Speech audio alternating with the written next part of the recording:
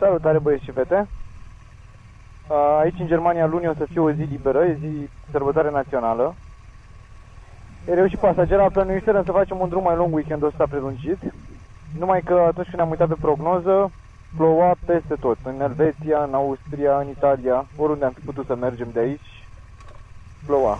Ne-am trezit de dimineață și în Nuremberg se pare că este vremea foarte frumoasă. N-a plouat deloc și culmea este foarte, foarte cald. Adică nu bate soarele foarte rău, dar este foarte nătușeală. Pripește un pic așa ploaie. Așa că am hotărât ca astăzi, după ce am făcut și noi niște cumpărături de leguri, să mergem într-un orășel lângă Nuremberg care se cheamă Bamberg și care arată destul de fain. E la vreo 100 de kilometri departare. Mi-am dat Void Motorways pe GPS și suntem pe drum acum, să vedem cum o să fie.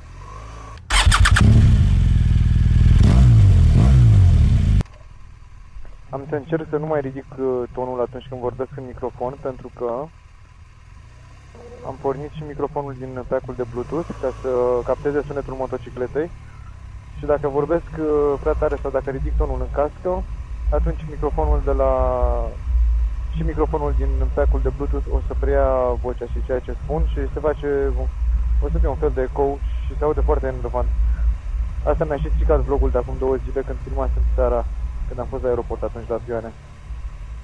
Era un ecou incredibil de urât, nu se înțelegea nimic din ce ziceam.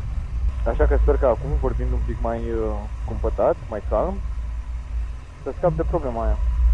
Ori asta, ori trebuie să mut GoPro-ul cu tot cu pack-ul de Bluetooth mai departe de microfon, dar pentru că e mutat în botul căștii și îmi place point of view-ul ăsta, nu îmi dau seama cum aș putea să renunț să scap de problema altfel decât vorbim puțin mai liniștit.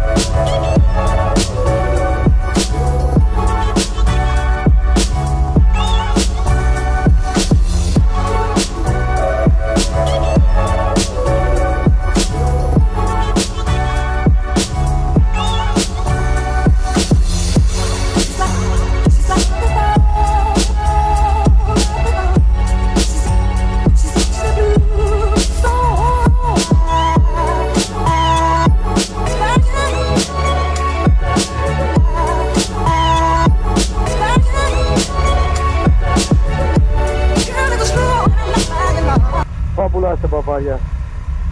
Nu credeam vreodată să aibă așa drumul și să fie peisajul atât de mișto lângă Nuremberg. Ia gândește-te și tu așa, că eu vin de la Turnul Severin, care e zonă de câmpie.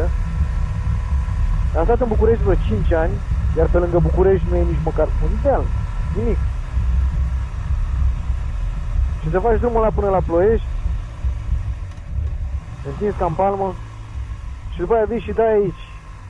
De ce e aici? De cum a fost drumul ăsta? Foarte, foarte mult mi-a plăcut. Îmi părea rău pe de-o parte că n-am plecat nicăieri astăzi. Și am zis, mergem până la Bamberg, sunt 100 de kilometri, dar 100 de kilometri de drum mișto.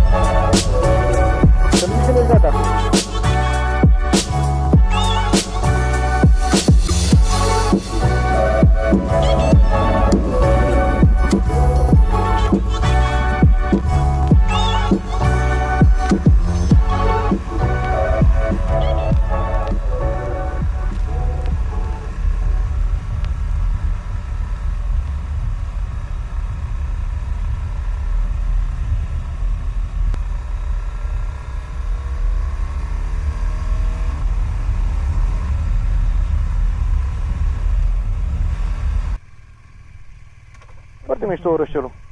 Așa și e o catedrală.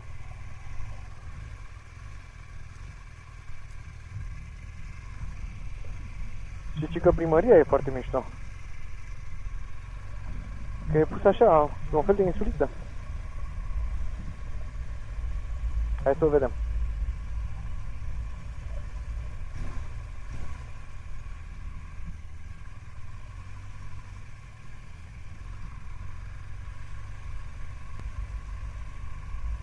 Nu cred că am voie să intru cu motorul până acolo. Vedem unde îl parcăm.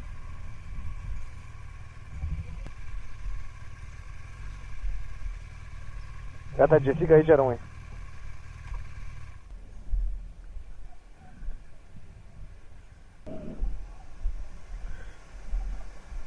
Și un mini baraj aici. Gata, îi dăm spre casă. De data asta ne întoarcem pe autostradă pentru că se întunecă. Să ajungem mai repede.